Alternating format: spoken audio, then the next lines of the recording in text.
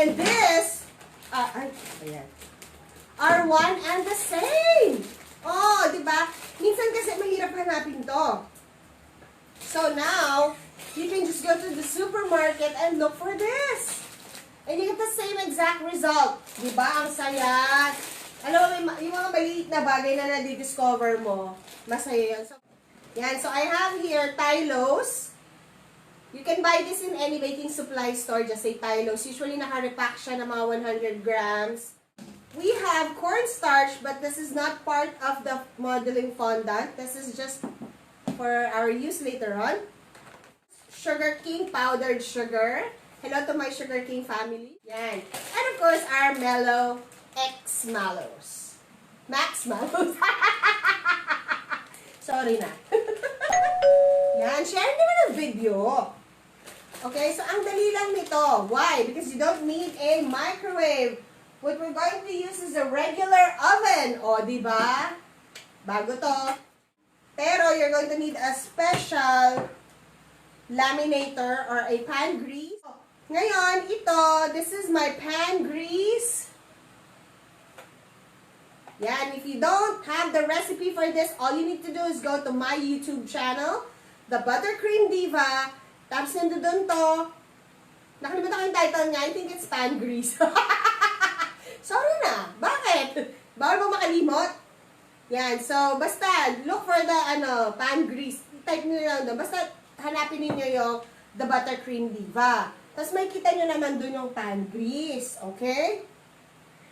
Alam niyo, yung mga invention ko, sobrang konti lang na ingredients na. Ito, 4 lang ang ingredients nito. It stays good for so many months. Yan. So, all you need to do is make this, put it in a clean container, and it will stay good for months and months on end. Hindi mo siya kailangan refrigerate.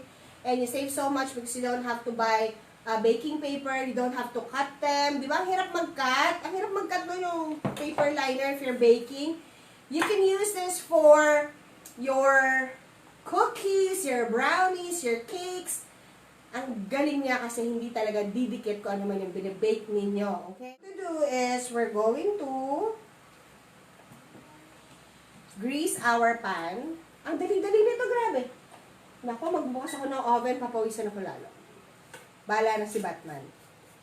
Okay, so you have to grease your pan and you have to grease it all over, including the sides. For this particular project, you're gonna need to grease the sides because you're gonna need to do that. Otherwise, your mallows will stick to the side. O, there. The pack is 135 grams. Yan. So, kung hindi po ganito yung mabibili ninyo at ganito, then you just wait. Ayan. Tumunog na siya. Alright, so you just line your mallows inside your pan. By the way, our heat is 150 and then you sprinkle it with a little water, a little lang, okay? Maybe this will be about a tablespoon of water. Not so much. If you have a spray bottle, that's great. Okay? So there. Now we're going to cover it with another pan. Yes, kasi you don't want to have the mallows crust over. Alright, so we set it at 7 minutes. Usually 7 minutes is enough. There. Okay, and you just put it in your oven. Ang saya, diba? Hindi mo kailangan ng microwave. Make sure it's 150 Celsius. If you have it higher than that, your marshmallows might crust and burn. Okay, so you have to be careful with that. Now, we're going to also grease our table. Siyempre, para hindi siya didikit sa table, di ba? Important din yun. To put our 250 grams. Ooh, see? Kita nyo ba kung paano mag-behave ang sugar king? It's like water. Because it's so fine. Diba? Inisip ko pa yung fine. Tylose is the stuff that will make your modeling fondant hard. Yan. There you go. Now, I usually get a lot of questions. I'm sorry. Kung madali daw bang hanapin ang tylose? Yes, it is very easy to find. So, we're going to make a small well. 7 minutes at 150. Excuse me. Yan, see how nice that has come out? Okay, so we're gonna just drop it into our powdered sugar and tylose. Di ba ang dali lang nito? Oh. You don't need a microwave. Tapos, kukuha din tayo dito and we are going to grease our hand para hindi siya madikitan. Diba? Ang all around dito, pwede nga ito lotion tsaka facial moisturizer. Yan. So, yan. Now, we are going to mix this. Ang saya nito.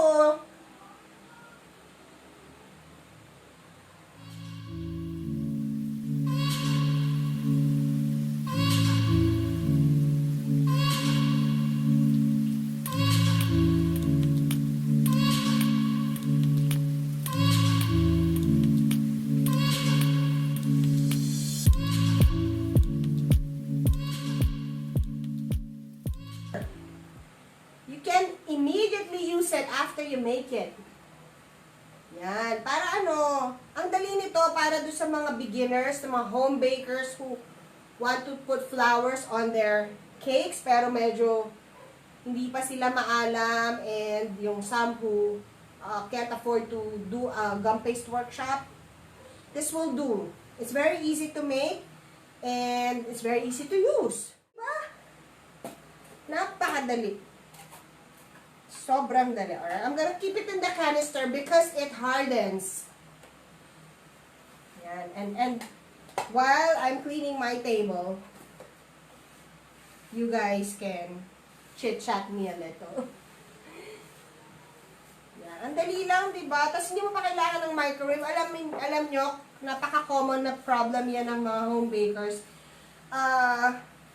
Minsan nagugulat yung ibang tao, wala pa lang. Yung iba pala walang microwave. Yes. You know what? I didn't have a microwave for a very long time.